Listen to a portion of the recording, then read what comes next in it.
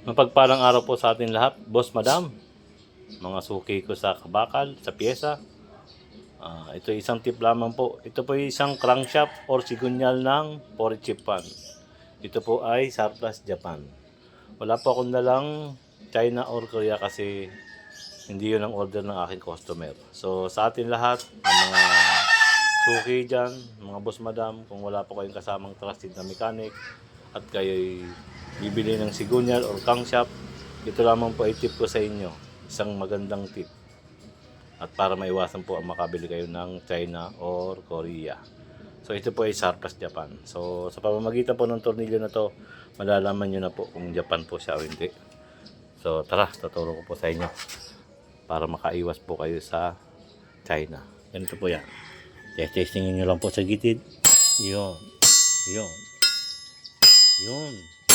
Kailangan matining na matining. Ganun. Ganun.